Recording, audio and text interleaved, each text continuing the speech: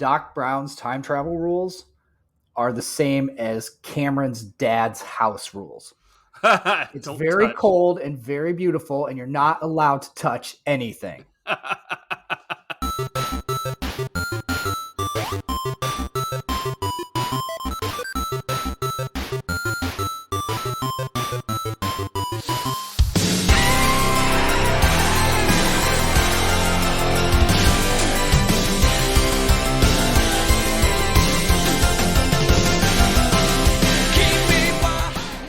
Do you love the movies? Do you miss going to the video store, acid wash jeans, and MTV with music? I know we do. Welcome to Mike and Anthony's Soda Pop Culture Club. Me, Mike, along with my co-host, Anthony. Jigga what? Jigga who? What the hell is a jigga what? What the hell was that? The question was asked before it was even a question. Oh. We bring our take on a classic movie every Monday from the 80s, 90s, and beyond, during which we will play the game. And we will open up a 6-pack of favorite scenes. We also point out a couple of generic scenes as well. Maybe a give or take a few there. At the end of the show. Like always? Yeah. Somebody can't fucking count and stay on track? Yes, that's correct. And at the end of the show, we'll rate the movie 1 to 24 cans. 1 can is never getting released and being able to eat that cake like Uncle Joey. And 24 cans is coming back to the future and having a nice, pristine 4x4. That is. Oh, yeah. With that girlfriend. Like 4 chicks at once, or what's the 4x4? How does that work? The Toyota 4x4, his truck. I know. You know something I just figured out? Here's with your whole 6-pack shit, because you will do 13 of them, but it's still called a 6-pack. You call this a tangent. You know who you would be? You would be the Domino's delivery guy. Where 30 minutes or less, it's free.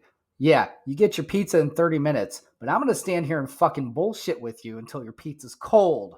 That's right. Make you not get your pizza.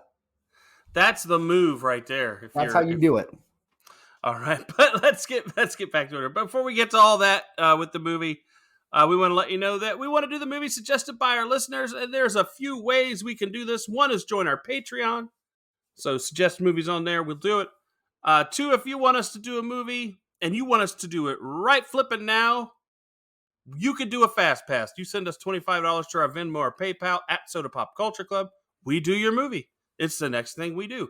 And right now, I'm just going to say we're doing what? Back to the Future, all 3 in a row? Yep. And if someone were to send me one, like when we were recording this today, if I were to get it, I go, oh shit, I'm going to have to postpone the other 2 Back to the Futures to do the shit you paid for. So just think of it that way. Yeah, if you want to pay to fuck up the schedule, do it.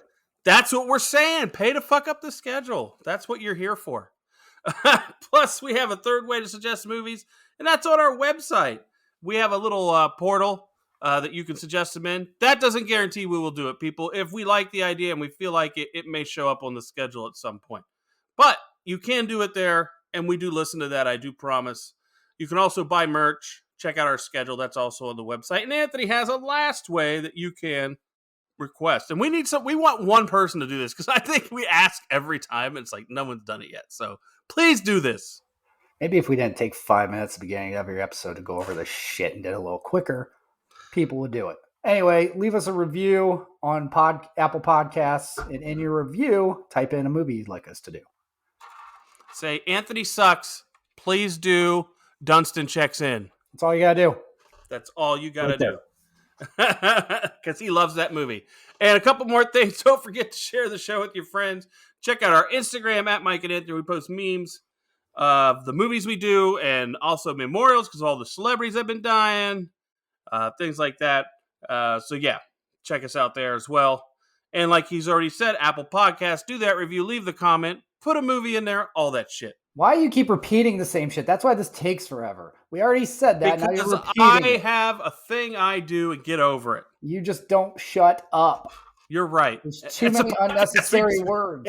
Anthony. Too many unnecessary words spoken by you. That we're on a podcast and you have to speak because people can't see what the hell you're doing. I am waiting to eat my pizza and you won't shut the hell up. Where's your pizza? Show me the pizza. Okay. It hasn't been 30 minutes yet. All right, here's the trailer. Steven Spielberg presents Back to the Future, a Robert Zemeckis film. Marty leads an ordinary life. No McFly ever amounted to anything in the history of Hill Valley. Well, history is going to change. And 1985 is not his year. But Dr. Brown is about to change all that. Are you telling me that you built a time machine? Instead of a DeLorean? He's sending Marty 30 years back in time. It works! It's a flying saucer from outer space! Now, he's trapped in the past. It's got to be a dream. About to meet Chocolate. his future father. He's a peeping Tom. Wow! And he's making an impression on his mother. It's an absolute dream. And he can sleep in my room. Anything you do could have serious repercussions on future events. Now, he's got to make his mother and father fall in love. For crying out loud, I haven't even been born yet. And only Dr. Brown can help him get back to the future. Are you telling me that this sucker is nuclear? Precisely. Michael J. Fox, Whoa, this is heavy. Christopher Lloyd, There's that word again, heavy. Why are things so heavy in the future? Is there a problem with the Earth's gravitational pull? Back to the Future.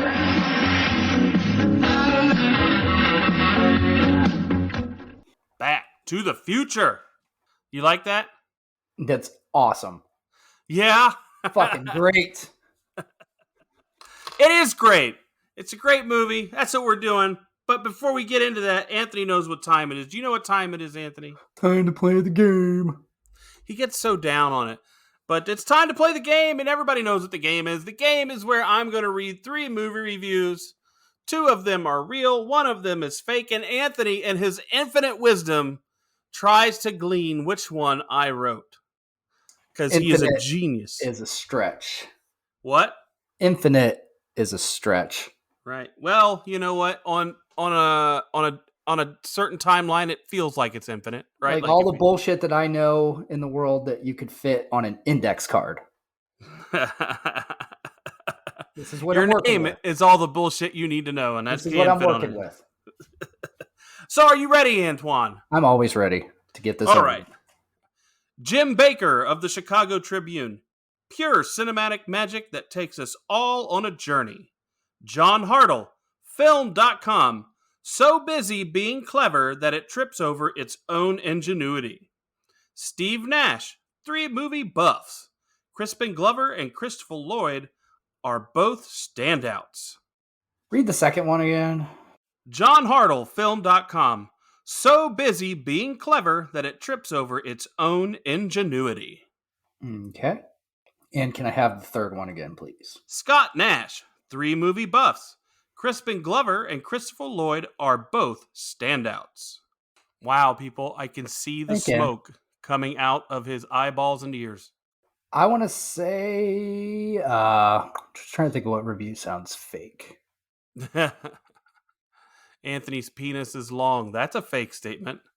Yes, long and thick because it was incomplete. Oh. I'm going to say the second one. Okay, is there a reason why?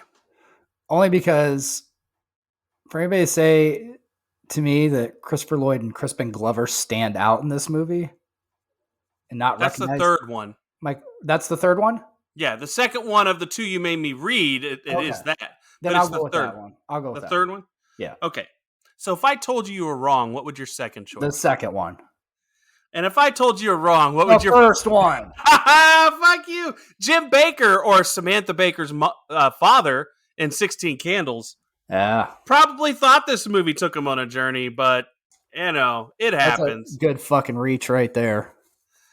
Why? It's his name. Mr. Jim Baker. It's in the... Yeah. What do you want me to do? I can't... I just want to keep going with the show now. So, people, when he loses, he wants to move on because he doesn't like to dwell on his losses, I guess, or feel humiliated. But that was good work, man. I admit, you came close. I did. It was your third choice. Yep. You had no took me choice. 3 fucking guesses. I already told you before, we could do a good game. You give me a movie quote and I'll name the fucking movie, but... We could do that. You don't want to do that. I would totally drill. I would, does it have to be can't famous? Go with like random shit that I've never seen though. Like, can I have a soda from a movie? You're a fucking idiot. See, that's why nobody likes you, Pip. All right.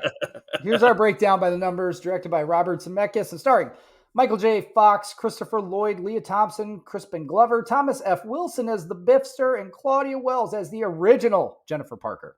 Back to the Future was released on July 3rd, 1985, taking in $388.8 million at the box office against a $19 million budget. It scores 8.5 out of 10 on IMDb and 97% on Rotten Tomatoes. How is this lower on Rotten Tomatoes than Terminator? Fuck if I know. This is a better movie. Like, Fuck if I know. Like, it's a better time travel movie even. Like, if we didn't even, I didn't even plan to do a time travel kick, but you know what? Now I'm thinking about it. Maybe every movie from to here to the end of the year should be just time travel movies because they're fun. Let me tell you. Here's all I can figure is there must have been a drastic fucking change in the special effects world between 1984 and 1985 to go from Terminator to Back to the Future. There was a little bit. Well, there was ingenuity. You got to understand, Zemeckis and Spielberg produced this, so you had two of the most brilliant minds in Hollywood when you just had James Cameron on the other one whose ideas kind of were stolen, if you remember. And he didn't execute the vision the way he could because the technology hadn't caught up. And then he did what? Titanic? And what did he do? Steal an idea of a ship sinking and then he basically made it Die Hard on a boat, but with a love story. That's what he did. Sorry. I can't help but say fuck that movie. Anyways. Titanic is Die Hard on a boat? Yeah, it has a ticking time bomb. It has a ticking clock. You're insulting Die Hard by saying that. Yeah, you're right. Die Hard's a better movie. A fucking Christmas movie, that's for sure.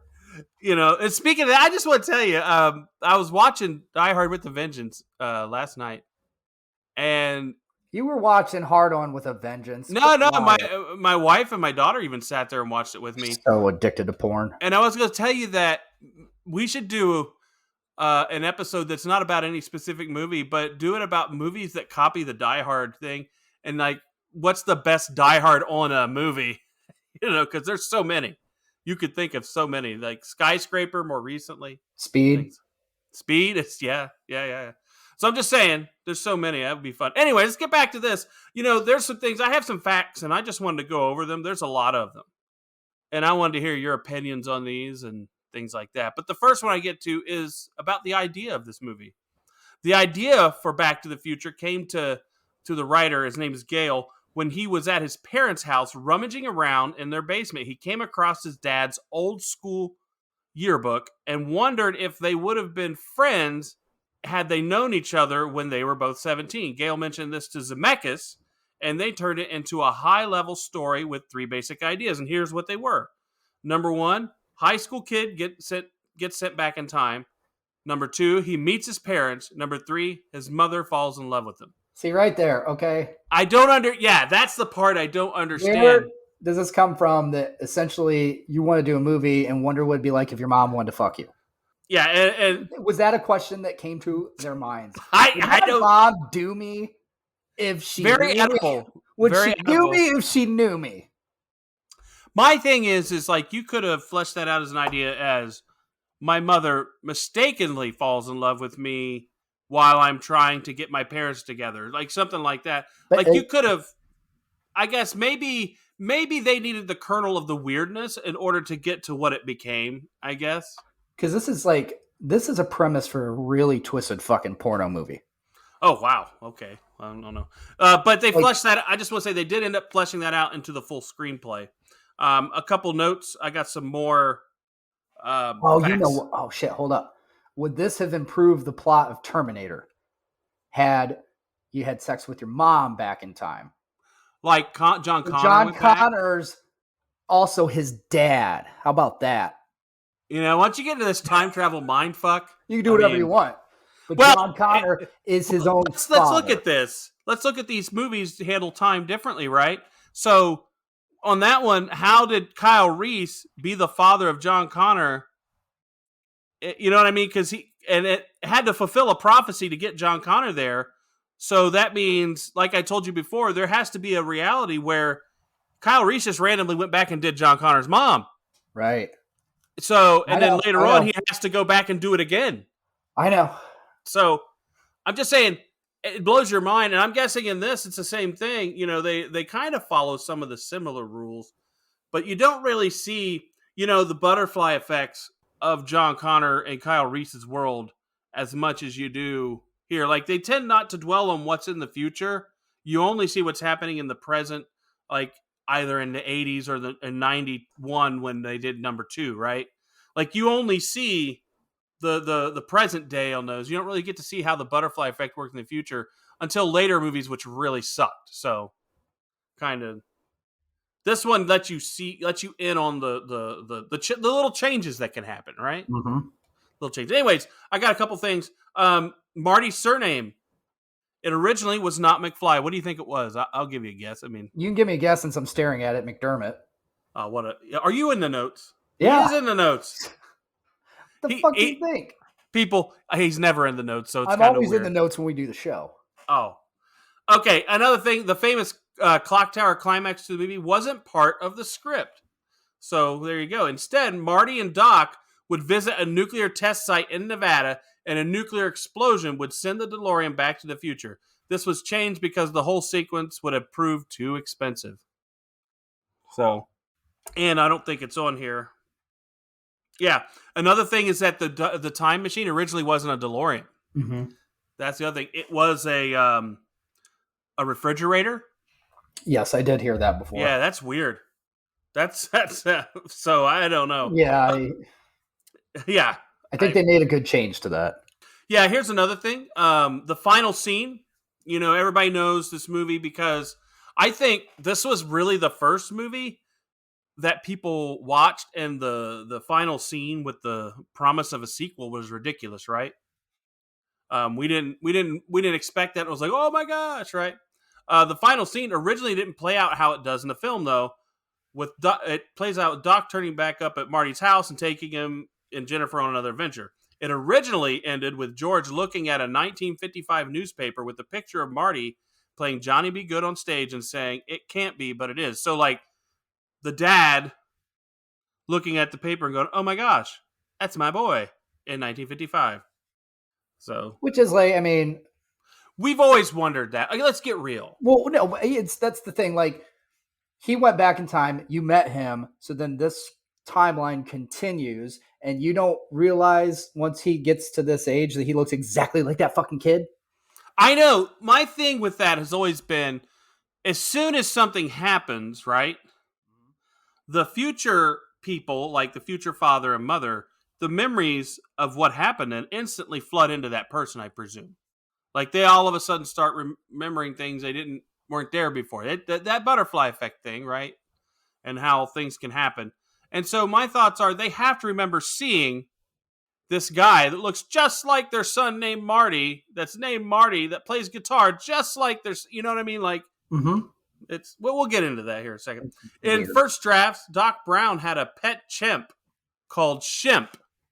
I love this. This is one of my favorite stories from this. This was changed to a pet dog called Einstein at the request of the head of Universal, Sid Sheinberg. Sheinberg told Zemeckis and Gale, no film with the chimp ever made money, and this is one of my favorites.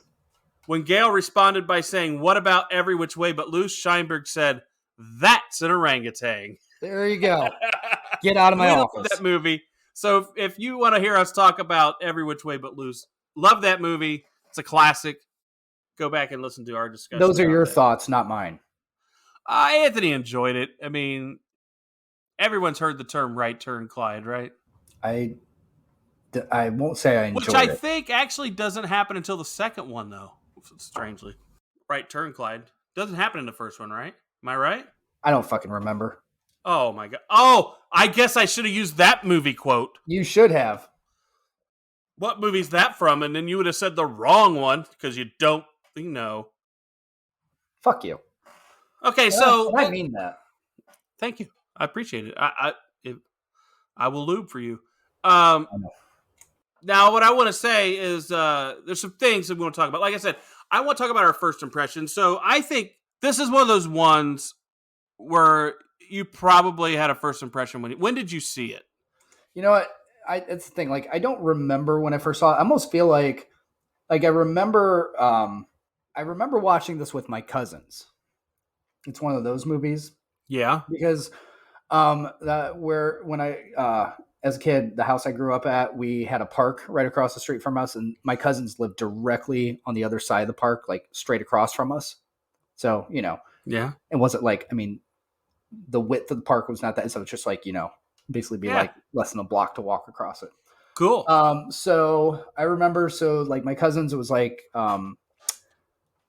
the two boys, they were both older than me. So like, when I got to tag along and hang out with them and stuff. So I remember watching it. I feel like, seeing it with my cousins, because my cousins were the ones that like, they had gotten a 4-head VCR. Oh, Bam! Laserdisc player. Mind blown. Holy shit. Like all the high tech shit. the shit. They had all the shit. But yeah, so they were big into movies. So I remember that's one of the ones watching, with them. And then I've seen it obviously like at home with my friends and stuff. It is one of those movies you remember watching like with a lot of different friends. Yeah. I feel like, you remember watching that movie a lot. Yeah, I think for me it was. I remember seeing it on. I didn't see it in theater, but I know I saw it on HBO when it premiered there, and I remember sitting there because everybody was watching it in the house, and it was just pretty big. And I think what's amazing about this movie is at the time it had amazing expectations. What people thought, it was kind of secretive, the whole project. And then when they come out with the whole time travel thing and the DeLorean, we were all like mesmerized by what it could be. And I think this is one of those movies that lives up to the expectations. Yeah. Very rarely does a movie. There's a few movies that you go into that blow you away and go beyond the expectations. I'd say this is one of them. I watched Pulp Fiction in the theater. Didn't know what I was getting into, but it blew me away. I feel like most movies are going to either disappoint or come out of nowhere and blow your fucking doors off. So Yeah. This is very rare in the sense that it does live up to the hype. You're right, because not many movies with that type of hype placed on it are ever going to actually live up to that, because it's always going to be like, it was good, but kind of thing. I'd say, think about that. Like another movie I was going to say is The Matrix is another one that blows you away. You go in the theater and you come out, boom, mind is blown. Yeah. You're like, right.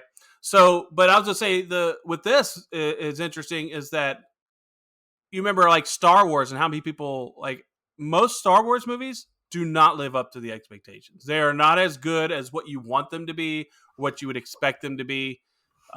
They fall well short. It just There's only doesn't like matter because that train is already rolling after the first one. Yeah. Everybody's There's a couple that are really good, and there's only like the first of the new trilogy was lived up to expectations, and I think the one that went beyond my expectations was Rogue One. Beyond that, and I'm not gonna go back to the 70s ones because I was too young, but I'm talking about like more recently. Like that to me, when you think about movies that just blow you away and they have this hype and at the same time that lives up to it, it's very rare. Mm-hmm. There's not many movies that I can think of that I've said, man, I got to go see that because of the hype. And I went and watched it and go, man, that was great. I mean, F9, I guess. Oh God, shut up. I hate you in ways that I don't even have words for yet. I think another thing about this movie, though, that does make it so great, it happened. Maverick. I was already going to say Maverick, that I think that is like one of the few that actually lived up to the expectations, and we hadn't seen that in forever. Yeah. And it's funny, too, because Avatar, even, those expectations are astronomical based on what they spent to make the fucking movie. So it's got to be one of the highest grossing films ever, just fucking break even. So that doesn't count. I'm not a fan of Avatar. I think they're garbage. Good for you. I liked Avatar. I don't psychotically love it, but I liked it. I think it'd be a good video game, not a good movie. Yeah. The ride, the Disney ride was cool. Yeah, I mean, I was going to say video game, a ride, but as a movie, I don't like the concept of jumping in an alien suit and running around and whatnot.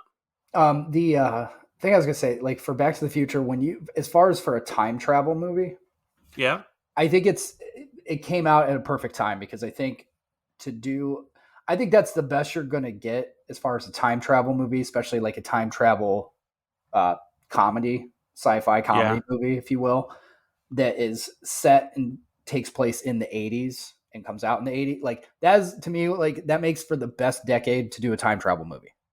Yeah. It really does. Because when you look at another great fucking time travel movie, Hot Tub Time Machine, what makes it great is because they go back to the fucking 80s. Butterfly Effect on that one's amazing. Butterfly Effect is amazing, yes, but in a different vein than these. Yeah, when you see the second one, very fucking serious. You've seen the second one, right? Yes. And you learn about all the different strings of time and how many versions of yourself that are fuck too much. That takes you on a mind trip that just doesn't have to happen. But no, I agree. I think you can't. You're never going to replicate that, and you can't do better. Because like now, I mean, you could still do a time travel movie and set it in the 80s, but it's like at that time, like I don't think that's never going to be able to happen again. Here's my thoughts on that, and I was going to say this movie by itself is probably it isn't dated by itself. This movie, it starts at 85, looks 85, goes back to 55, Absolutely. And comes back. Everything about this movie, which that's what makes this particular Back to the Future timeless. Mm-hmm. Then now, once we get into the next ones, the second one, anyways, it gets put on an egg timer because they went into the future and things weren't the way they were. I always hate that. See, I don't think it does though, because you got Miami had a baseball team. Well, I know we're not going to get into all that. How many things that got right or wrong? The best though, in part 2, which I know we're skipping ahead, even though we're going to do that movie. Yeah, we are. Wild Gunman, the scene. You have to use your hands. Yeah, it's like a kid's game.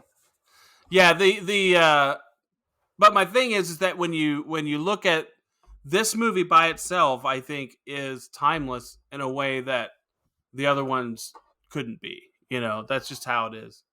I think the third one is more timeless than the second one because it goes way back and it comes back to 1985, right? So yeah, there's that. So yeah, I think, well, time travel movies, and I think you're right. It's the perfect time because up to that time, we had The Time Machine, which wasn't a great movie. It was okay. You had Terminator. You had, what's the one with time Ice Pirates? What's the one where they went into time travel with Sean Connery? There's that one. So the time travel just wasn't a Lynn Swan, the motorcycle one, or not Lynn Swan. What's his name? Time Cop. Time Rider, the movie Time Rider. Time Cop came after this movie. So, yes, I know.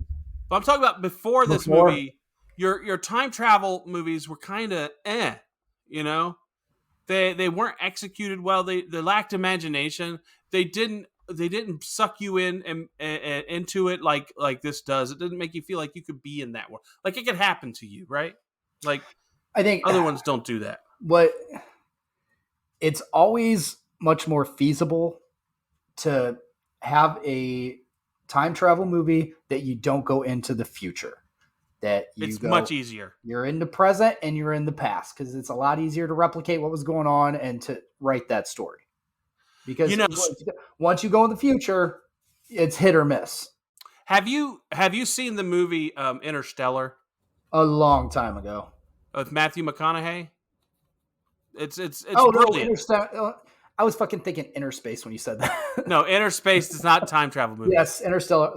Yes, I saw that. But Interstellar, they kind of mess with time when they go into the black hole, and he's able, and they say the sixth or the fifth dimension or whatever it's called is all time happening at once, but it's only in the one room, his daughter's room or something like that. So he could see all time. He didn't travel in time, but he could see time, and it could only go backwards, I think, is what the whole thing was. And he could only manipulate in the past. So, like when you look at those rules, those were based on theoretically what they think could really happen in that movie. So I wonder if just, in our subconscious, we're like, oh, well, it makes more sense that you could go back than you could go forward. Because it's easier to go to something that's already happened and has already existed. Happened. Yeah. Than it is to go to something that isn't there.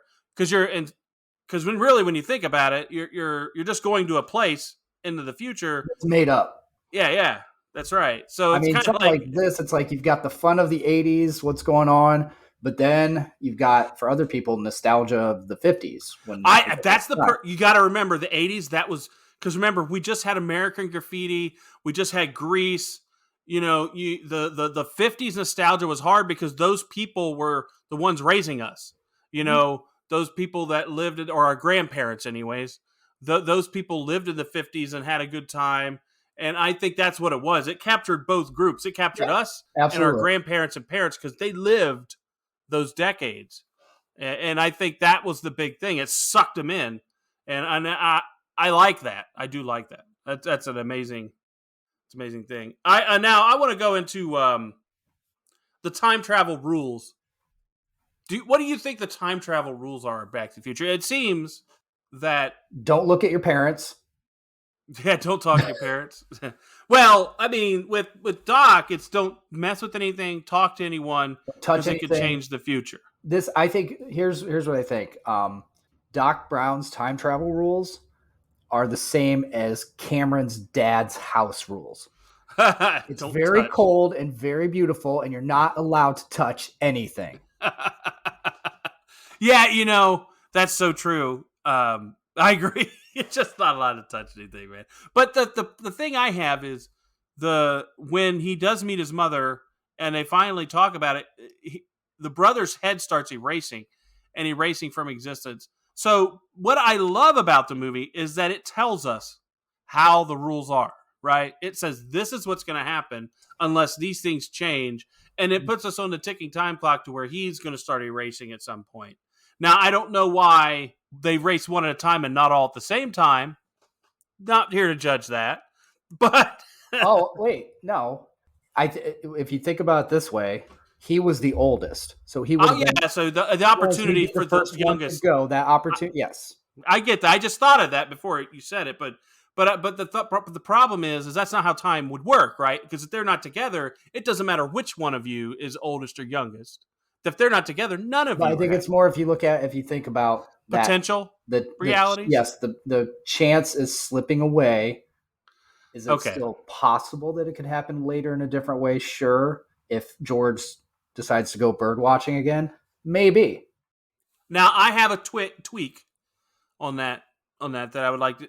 So would you think it would have been better if the way it was done is that Marty, because he is outside of time now, everyone else wouldn't be alive, but Marty would be a man outside of time and not have a place to go back to if he didn't fix the relationship. See, then you're getting all Interstellar on me again. You know what? You're right. They made it simple. The regular masses could understand it. You didn't have to watch theoretical physics shows or anything like that. When you get into that shit, you're limiting your audience a little bit.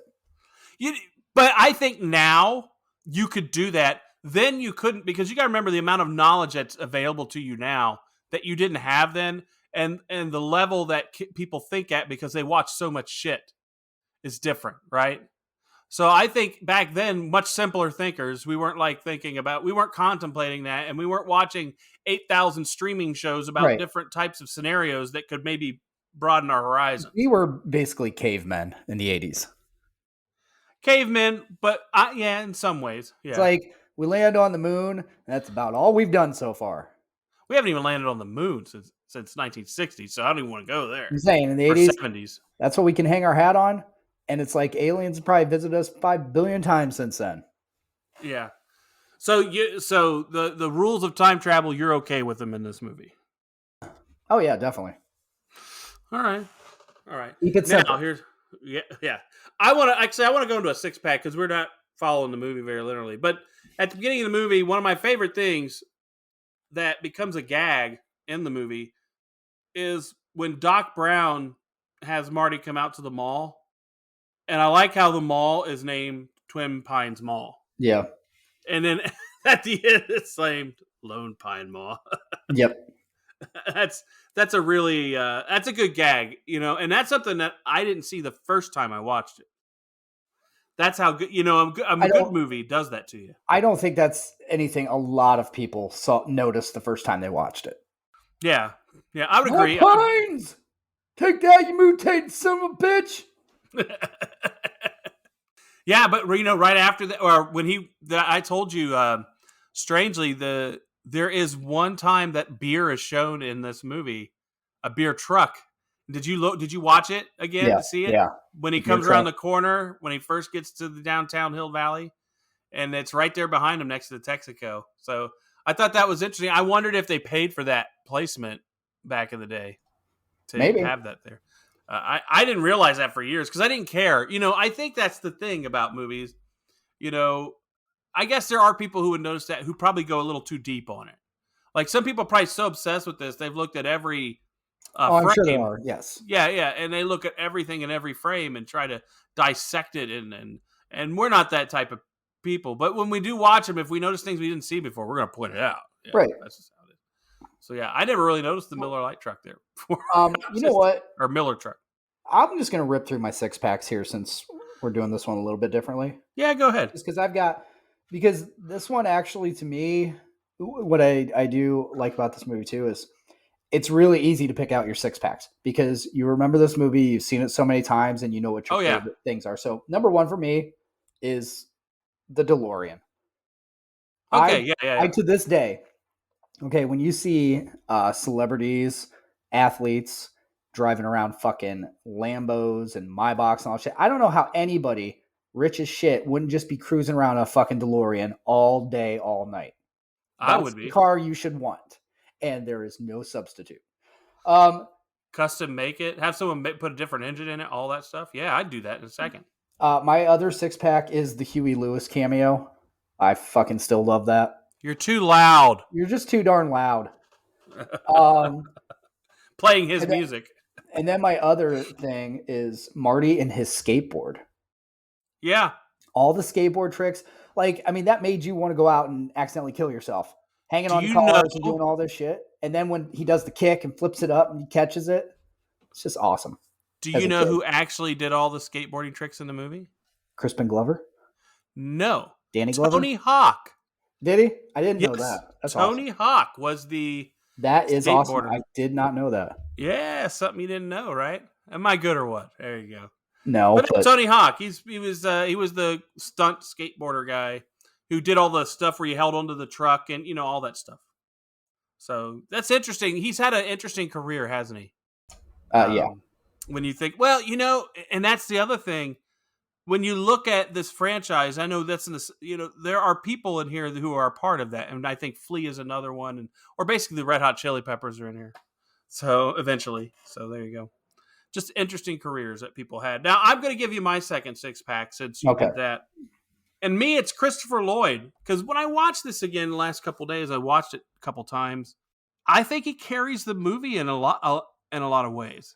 Michael J. Fox is good, but boy, when Christopher Lloyd is on the scene, everything he does is important to how we get to where we need to go, and he does it well. See, I love his character. I only half agree with that. I think the combination of Michael J. Fox and Christopher Lloyd are what carried the movie, that duo. Because don't know if you're going to mention this, but I think most people know that originally Michael J. Fox was not going to be in this movie. I wasn't going to, but we can. Eric Stoltz. And Eric Stoltz, they first started shooting the movie with Eric Stoltz, and it just was not fucking working. And Michael J. Fox was doing Family Ties. Can I tell you why I learned this? I was reading it, and I was going to go into this fact, but I didn't do it. But I can now. Eric Stoltz, when they were talking to him and they're trying to get him to be funnier on it, he said to him, "Why would I do that? This is the most depressing situation a teenage boy could be in. He's lost his family. He's in a different time, and everybody's going to die. It's he says it's depressing. So that's why when he was doing it more from a place of desperation, and wasn't fitting with the lightheartedness they were going with, because he was too heavy with it, because he saw it as a different character, and there are people that thought he saw it correctly. Like, if this really happened, this isn't some flippant thing that he did. What would you do in that situation if that happened to you? And Michael J. Fox listened to the fucking director. So, and Eric Stoltz was like method with it. Was like, this is doomsday, man. I'm about to fucking die. This is why Shia LaBeouf would not work in Back to the Future.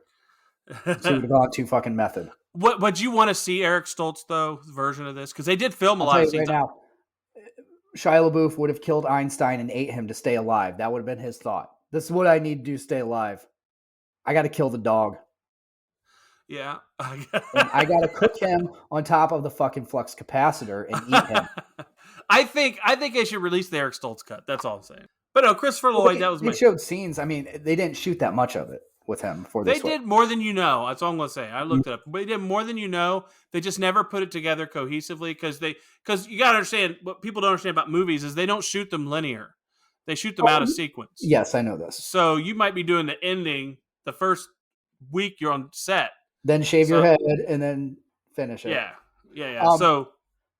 So I just wanted to finish. Like, I think it is more the duo of Marty and Doc Brown because, I mean, like when you really think about it, it's like when you go back to some of the best like character duos throughout film history. Yeah, you know what I mean. What are some of the top ones that come to mind, and how many would you put over them?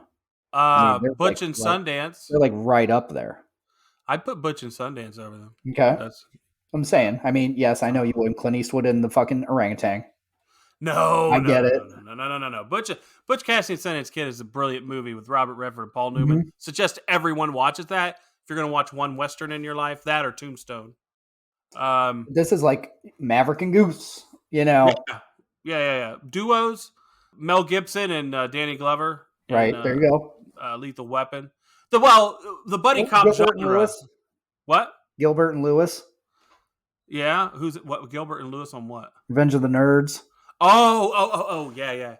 Well, we're gonna do Revenge of the Nerds eventually, and there's too much rape in that movie and stuff. Now that we look back at it, back then we laughed, we loved it.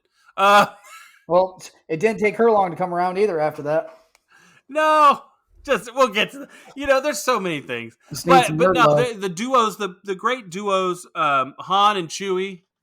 That's what I'm saying. Like this is up there. You know what I mean? I would say, actually, this one is a pretty good one because as we all know, the show Rick and Morty is loosely based on that. So it lives on. Its imprint on pop culture lives on pretty well. I think people who've never seen Back to the Future know who Doc Brown is, and I think people will be watching this movie 30 years from now still and being mesmerized by it in some way. Even with its... Oh, they would. Because as soon as you're like, who the hell would wear a jean jacket with a life preserver? Yeah. Who came up with that look? And yet you wanted to wear it. But the people will be watching this even with its special effects not being quite up because it doesn't have enough of them that it ruins it. That's the key. You're right. I think the other thing with this too, though, as opposed to a lot of the other duos you named, it's weird because you normally you don't think of a teenage kid, his best friend being a scientist twice his age. No, but the dynamic is strange, but it works. And there's the story that we never got really, the backstory of how did he end up coming around because he's not a great student. It seems like it doesn't seem like not bad, but it doesn't seem like it's his number one. He cares about music. He's like, he's another thing. So it makes me wonder how does he meet a girl that looks as hot as what's her name, and still has his only friend that he hangs out with. It seems is Doc Brown. I don't know. What kind of date is that? Hey, we're gonna double date with the Doc. Yeah. Oh, but I want to get my final six-pack because we've already kind of went over this. And my final six-pack was the simple explanation of how time travel works in this movie. Like from how, like I told you, the butterfly effect works to as simple as how Doc Brown shows push this date here, push this date here, but boom. We know the mechanics of this movie so well that we're able to just live in the movie and not have to think too much about it.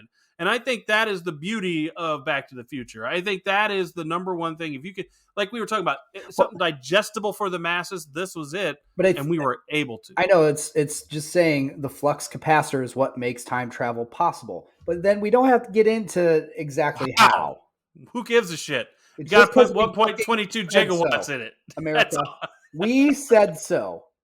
That's it. That's all. That's all. And it just needs power. That's all. I mean, Doc Brown, all of his other inventions. I mean, He's basically like the dad in Gremlins. All of his A other better inventions, version, though. A better version. all He's of his not other. hawking No, his I'm saying shit. all of his other inventions suck. Basically, That Rube Goldberg machine at the beginning is kind of cool that feeds the dog. right? If the dog is If the home. dog is home and eats. Yes. If not, this is what you get. Turn that shit off. But yeah, and he had a lot of clocks. And do you think he was obsessed with time prior to the flux capacitor, or do you Because of the because he was clock thing? hanging a clock? He was hanging a clock when he fell and hit his he head. fell and hit his head. So it makes me wonder: was that already an obsession, or did that trigger an obsession, and that's why he had all the clocks in his workshop? That's what I don't understand. That's why I said there's no backstory to how these people got to where they're at. It might have triggered it because he was hanging a clock, and that's bam, hit your head and flux capacitor. So at that point, that was like his focus after that. Yeah, I guess. I mean, to have a brilliant idea like that would be amazing For the next off of a 30 years. concussion. I mean, come knock the shit out of me, Anthony. I want to see if I can think of something awesome. Okay. And then I'll hit you. We'll see if you can think of something. You want a great. You need some great fucking ideas too. Come on.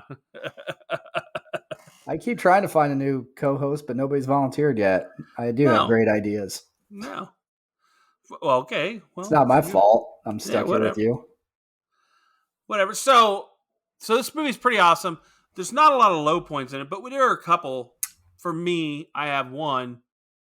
I don't know if your generic's going to be the same as mine. Go ahead. I have one generic, and really, and I hate to say it, it's Biff. And I don't mean the character as much as it's the acting.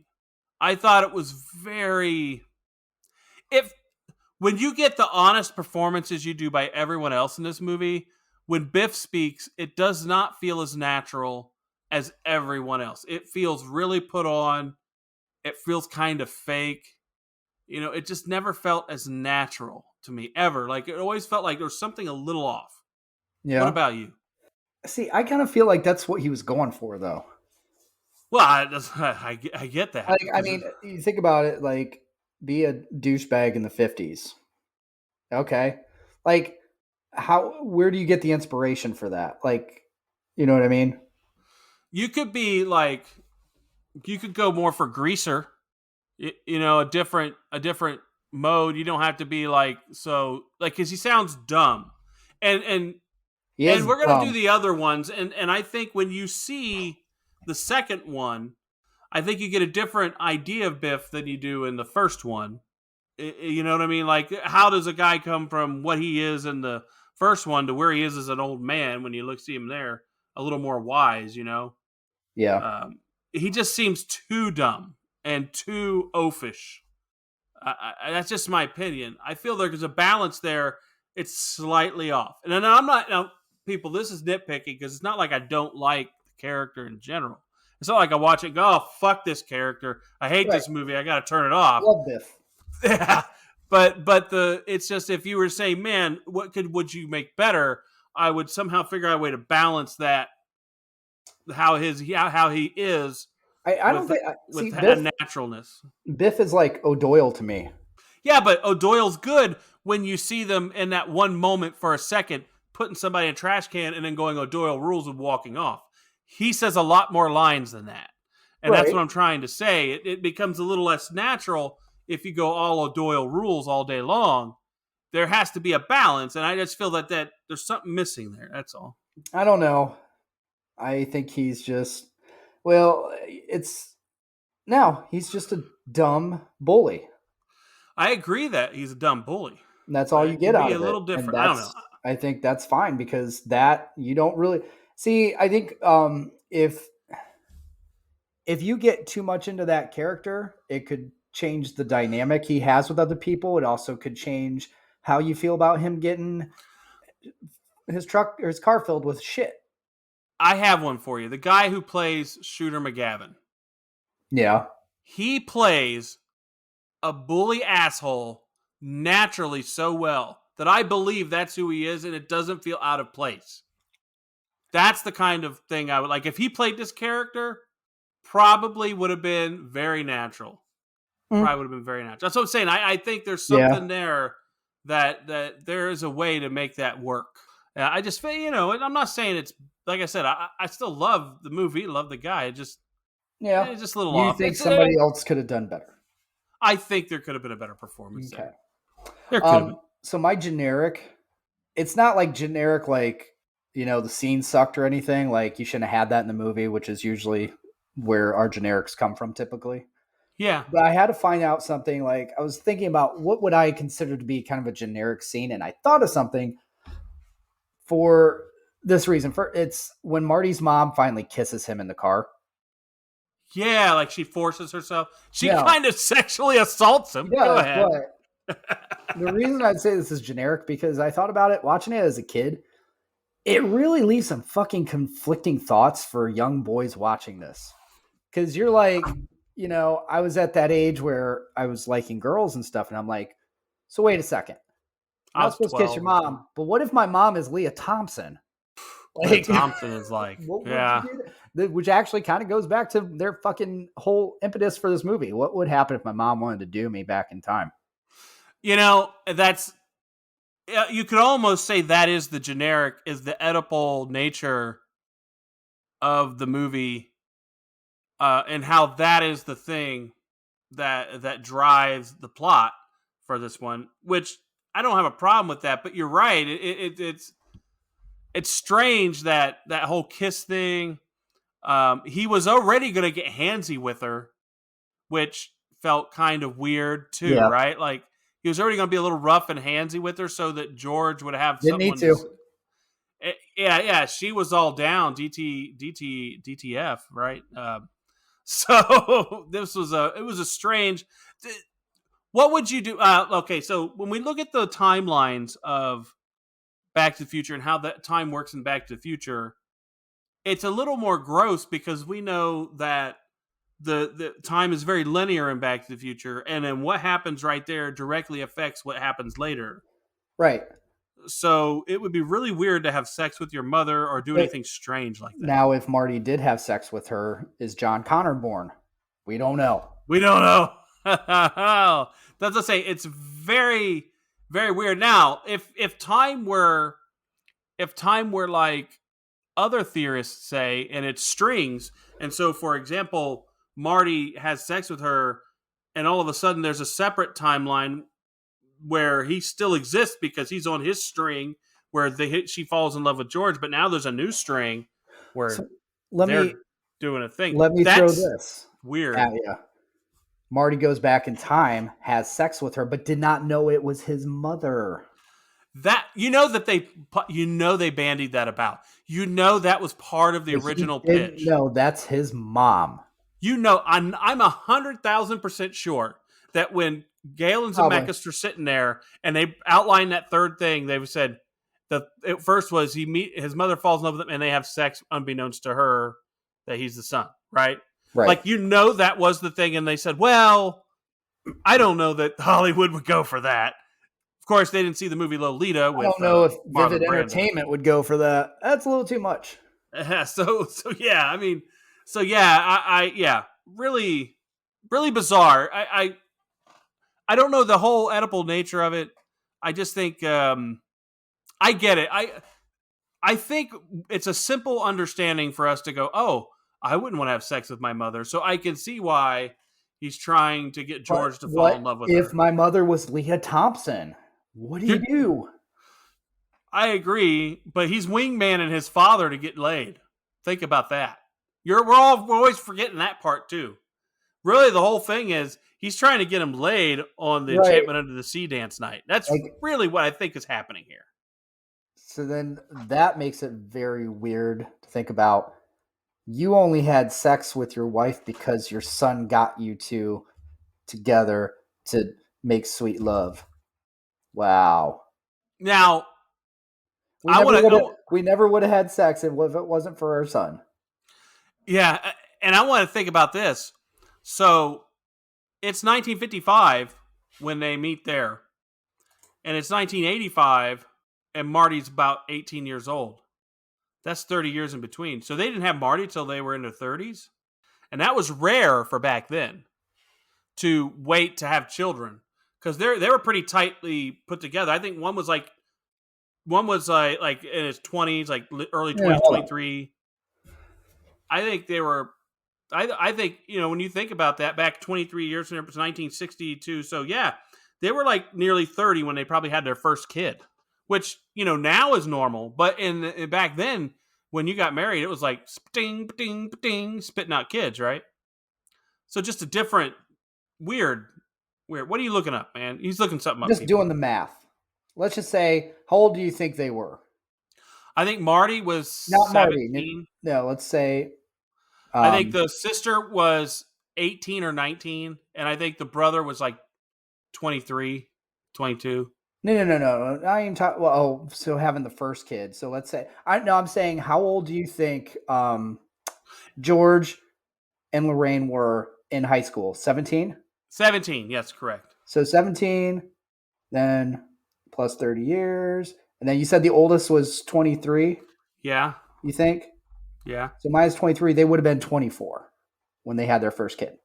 Oh, okay. That's not bad. I thought they were nearly 30. I got to do the math.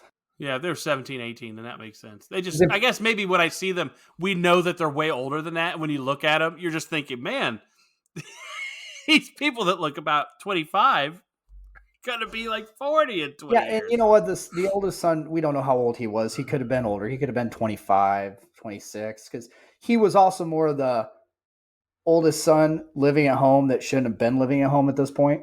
Yeah, well, we don't know, yeah. So, but I think he was, yeah. So, yeah. Well, she was class of 84, so she would have been 19. I was right.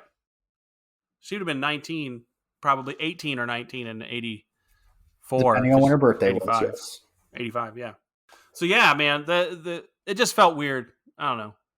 But anyways, that whole having kids. And you got to think of this too. George McFly was a very slow mover. He wasn't very deliberate. So it might have taken him quite a while to get to third base after they started dating. But after he punches Biff, you see some confidence in him. And when he gets on the dance floor and does the kiss, we see a different George. And obviously when we get back to the future, we see that different George who's a little more playful, a little different.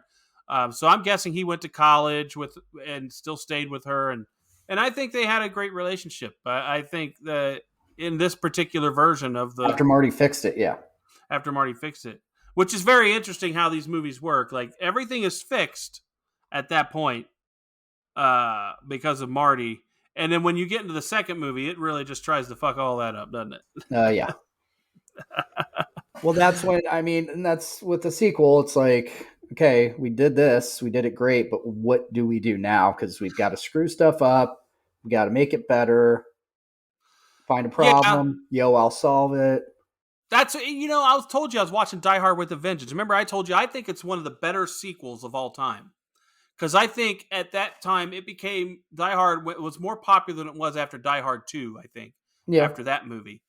And I think, in a way, Back to the Future is, while it's one of the greatest trilogies ever, I don't think the sequels are anywhere near as good as the first one. Well, none of them elevate it again. You can't. There's no way to improve on that after the story that you had and what you did in the first one. And then on top of it, the second one, it's like you really have no choice but to go into the future. Yeah, you know what I mean? You can't do the past again because then it's going to be a rehash, and no matter what the issue, it's like you've got to go into the future, and then that's where you run into trouble. I agree. You do run into trouble. Is there anything else in this movie Everybody to this day is still bitching, why don't I have a hoverboard? Yes, everyone does bitch about not having a hoverboard, but physics, my friends, is the reason you don't have a hoverboard. It just isn't going to happen. Yeah, but the natural laws of science don't allow for it. Where's my hoverboard? I'm like, where's my fucking time machine? Well, technically, hoverboard. I want to say this. Those people who do that weird water jet board thing on the water, when they go out there, that's kind of like hoverboarding, but that's like on water and it's not, not anywhere near. Hydroboarding. Yeah. Hydroboarding, yes. So, a couple of things. I want to make sure we touch on a few of the more important things in this movie. the flux capacitor and having to get the lightning to strike. Did you ever think that was too precarious? Like, how did that? Could you really have timed it that way? How did you know? You couldn't have. Well, they knew because of the flyer said what time lightning struck Specifically. But So, even then, it's like if you're off by a half a second sliding down that thing, forget hitting it. Although electricity, although I was thinking about that, and you notice how I don't know if you know anything about televisions, old ones specifically. The big box ones. Yeah, they had a place in it, a box that you weren't allowed to open or touch because it held 10,000 volts or some crazy shit. Yep. At all times, even when it's unplugged. So I was thinking maybe the way the doc built it, he was able to, not forever, but he was able to store the power for just a moment so that there could be a little lead time between when it came down. So I always thought that could be explainable. I got a question. Why didn't they? Now this actually makes me go back to Ferris Bueller again. Ferris Bueller, yeah. When they had the car lifted up to try to take the miles off, why didn't they just lift up the DeLorean, have it running to be at 88 miles an hour, and just have it already hooked up? Now, I know we had all the things going on with him having to get the thing around the clock tower and all that shit. Why didn't you just hook this up earlier? Put the DeLorean up on fucking blocks and just have the wheels spinning. It's going 88 miles an hour. This lightning hits. Bam, you're home. I think Doc would say you needed the forward inertia of some sort. I don't know. But you're right. If the car just needed to be going 88 miles an hour, yes. I think we found the fly in that ointment. Why is that not a thing? Yeah. Man, way to spoil a movie. I know. I fucking ruined it. Way to spoil a movie with that. Yeah. Man, you're awful. Now, the diner, I want to say this. Did you notice? Go ahead. I'm trying to remember now, too, now that I think about it. Didn't that actually, I'm trying to remember, in part 3, didn't something come up like that with the train? May have, but when we get to part 3, we'll talk about that. We're going to do that movie, and we'll talk about it. If we find the thing that we're talking about, we'll come back to it. But you got me off my train of thought, you asshole. Oh, the diner. The diner. Did you notice at the beginning when he's going by and he's holding on to the truck, the diner, there's a bunch of people doing aerobics in it? Yes. Yeah. I always find that interesting how they did show the differences between things in the past as to the way they were in the present. Like the theater being a porn theater instead of a regular theater. And now it's like you don't have that because instead of aerobics, everybody's just sitting there on fucking Pelotons. Yeah, just Peloton. Looking at the screen. They don't even see Marty going by waving because they're looking at the It's CrossFit. It's a CrossFit place. That's what it is. It's CrossFit. Shadow boxing. Yeah. So just some interesting little things there. I don't know if I'm trying to think of other things we may have missed that were just pretty cool. That I think that's about it. Mr. Fusion at the end. Oh, yeah. Mr. Fusion. Well, yeah, the Mr. Fusion. At the end, like I said, probably the greatest ending to a movie ever with the promise of a sequel to, because when you have a movie that great and they promise you a sequel, I mean, you're like, oh my gosh, sequel never lives up to it. But you have that hope, right? At that moment when you first saw that, it was like, oh my God. And then you see him just throwing shit into the Mr. Fusion. You're like, oh, well, that improved that. Good job, Doc. I think that's the other thing too with the second and the third. Whether you love them as much or not is another thing that it was like actually awesome that they did, that they released them so close to each other that you didn't have to fucking wait forever. Yeah, the third one was a little farther out. I don't think so. I feel like it was. It didn't come out long after the second one, it relative to how long it usually takes a sequel to come out. I guess. I mean, I thought it was. Now you're making me look it up because I thought it was. It was in the 90s. Back to the Future 3 came out in the 90s. I thought, in 1990. So right, 5 and years. Part 2 came out in 89. And the first one came out in 1985. So exactly, that's what I'm saying. Those two movies came out tight, but first one. That's what I'm saying. This between the second and the third one.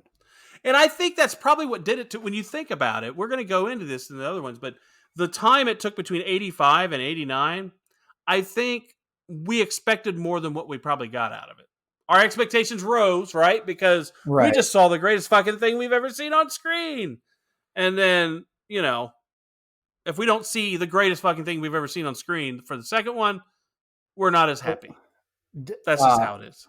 6 months apart Yeah. between 2 and 3. Yeah, 2 and 3. And they probably should have held those out a little bit, but, but whatever. You know what? I don't think so, because I think, especially after the second one, you could have lost some steam because And just kept the steam up. I get what you're the saying. first one. Yeah. Anyways, but we love this movie. We love everything about it. And we're going to go into the other two a lot deeper. We're going deep. We go deep. Was there anything that we missed on this one that I'm just... I mean, I'm sure there was stuff we missed. There's plenty of funny parts and everything. Yeah. Just random stuff. Like George, like I still in the beginning. What, Lorraine? Yeah. What? Yeah. That's a question. That reaction is asking. Well, no. I think he did that on purpose because she asked him about what he was doing, and we all know that's what I forgot to mention. That's the fucking weirdness of this family. We've got the edible nature of her falling in love with him, and then we got the weird ass fucking George McFly, who we don't know this is the only person he did this with. We don't know that. Climbing a tree and peeping into her window to see her in her underwear. I'm gonna pretend it was the only one. And he was just so in love with her only. Mm-hmm. And how did he not know? But later on, when Marty says, Lorraine, so was he just randomly looking at her? I'm gonna also say, if I was gonna pick out another generic, it's like, what are you doing in the middle of the fucking day in a tree that is not a well hidden tree? It's on the street, climbing up, peeping, and then what's she doing getting naked in the middle of the day? You know what? Some of us live a different life. Or not even getting naked. She's got that halter fucking bra thing going on, that old school bra. Yeah. Back then. Because they didn't have underwire then, I don't believe. Granny bra. That's not granny. They just didn't have underwire, so they have more fabric underneath for support. That's granny. So, hey, whatever, man. Just deal. So anyways, that is our thing. So yeah, I think that's one thing we did miss was that. But and now you know what time it is. Time memorabilia. Yeah. What you want? This I don't know. This is a tough one. It is because you know what though? I think I'm going to go weird on this one. Okay. Because there's so many obvious things that you would want from this. Everybody wants the DeLorean. The life preserver. All that shit. The Walkman. That'd be a good one. But what nobody ever wants is Doc Brown's mind reading machine. That's pretty cool. The one that he wears and sticks on Marty's head. That's what I would want. And everybody that comes to my house, I'd want to stick it. Don't say anything. Oh, I'm surprised you didn't go for the guitar too. Guitar would be cool, or the amp, but I think the mind reading machine, because it would be so curious and cool looking in your collection. I actually will say, obviously there's plenty of shit from this movie I'd be happy to own if I'd be like, I could have that. Oh, cool. I'll actually say I'm going to go for this because I think it's very underrated. Marty's alarm clock. Yeah, that's pretty cool. I do like that.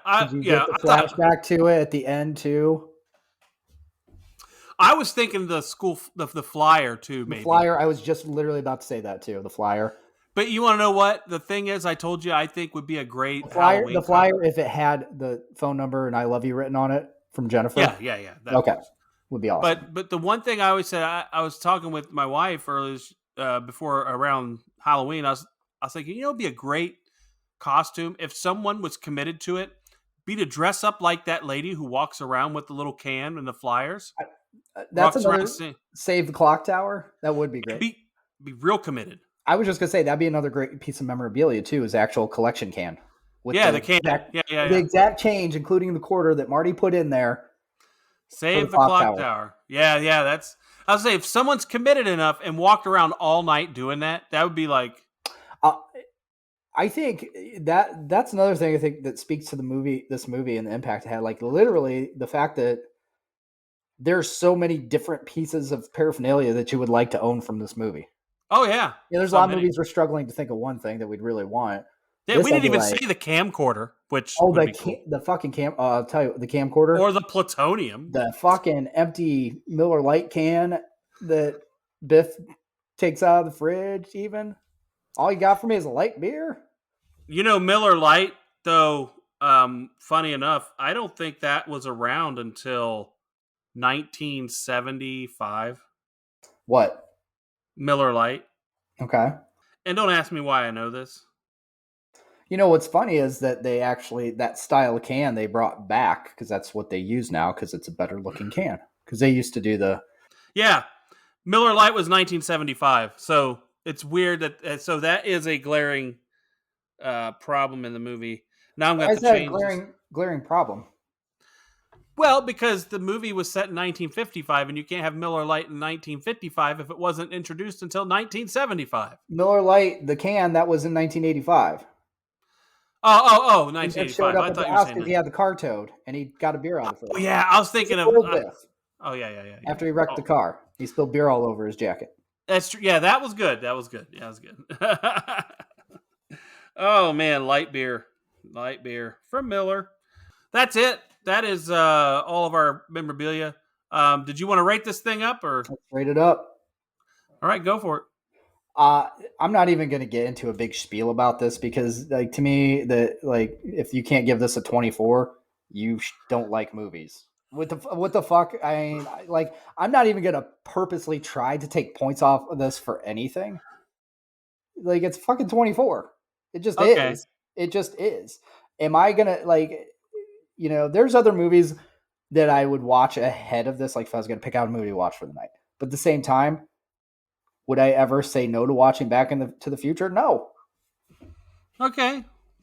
I got a question for you. All right. We'll get my review in a second.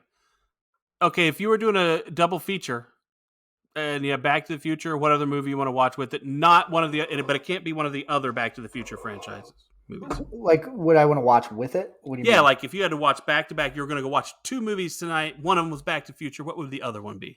You get mean like what would I want to watch pair alongside with that? Yeah, paired with other it, than like the Terminator? back to back. Yeah. Other than the Terminator? I mean, you can watch that. I guess is that your pairing? My shitty version of time travel. I'm trying to think now. Let's see. I almost feel like if I was doing Back to the Future, I'd almost have to pair it with a John Hughes movie. Yeah, I could see that.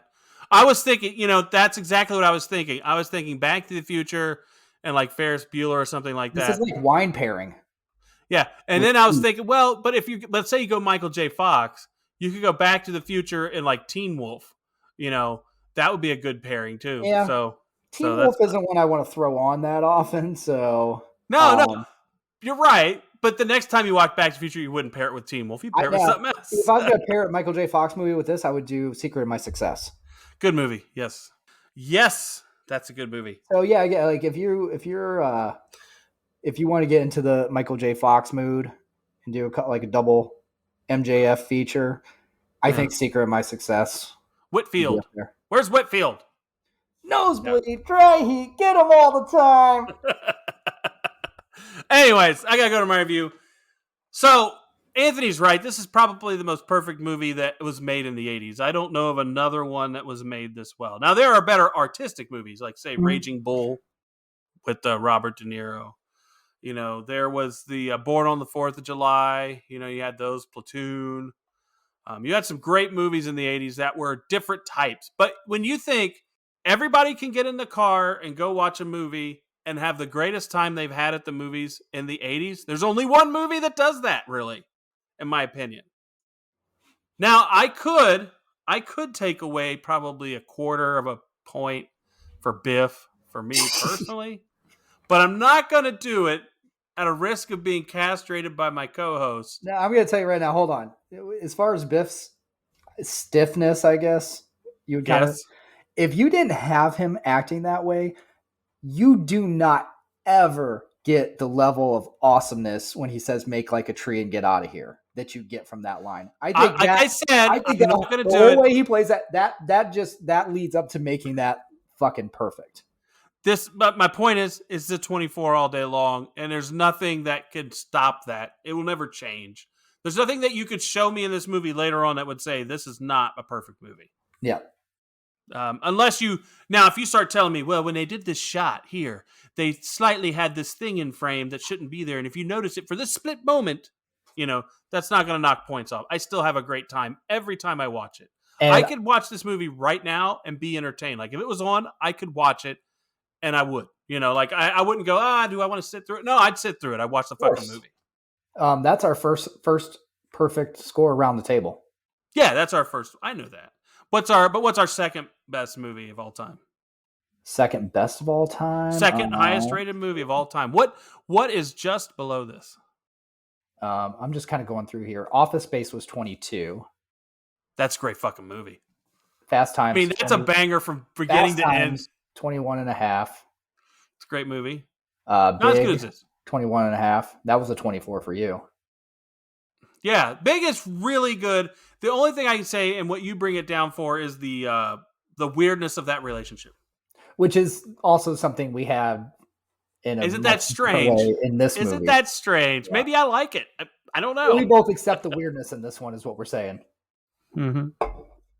If you go back in time to do an older lady, as long as it's your mom, it's okay. Is basically what we're saying. If she's not related to you, it's fucking gross and weird. Although Big is not really a time travel movie. It's strange. I know it's not. Christmas Story 23. Oh, that's a great movie. So that's right under it. But that's a Christmas movie, so I kind of put that in a different category. You know that. Like, I can't watch that any time of the year. Stand By Me is a 23, which we both had as 23. That's a great movie. So. It's not quite perfect like this one, but it's damn close. Like, that to me is Stand By Me and Back to the Future. Those are the two movies that I can look at and say, if anything gets as good as that, it's that good, you know? And there's not a lot. And then That Thing You Do is 22 and a half. That's because it's That Thing You Do. So I think it's a great movie as well. That's where we're at. Dazed and Confused, 22 and a half. Great movies. These are great. You know, when you think of great movies, like if you said, Mike, we're going to watch these 5 movies and it's those 5, you know, I'd be like, oh, okay. I think this is one, like you said, everybody can agree on, because I also think this is one, if somebody doesn't want to watch, it's like, get the fuck out of my house then. What are you doing here? Yeah. And if you show it to a kid now, they'll love it. Yeah. And that's the key. That's how good this movie is. It is. That's how good this movie is. My son loved it. Yeah. Because it's relevant today, even today, how the subject matter. Everybody wants to go back and bang their mom. All right. Is that it? Are we good? Yeah. Okay. Yeah. We would like to thank you for listening. We also want to remind you to join our Patreon so you can get some of that bonus content and other fun stuff. Remember, you can go to sodapopcultureclub.com for all things related to the show, including your chance to make movie suggestions, like we said earlier. Episode schedules there. Also, we have Instagram, Twitter, TikToks, things like that, Twitch channels, things in general. Anything else that we want to leave them with as we head off into the sunset? Thank you for listening. And I do want to point out, we do not condone wanting or actually having sex with your own mother. That is affirmative.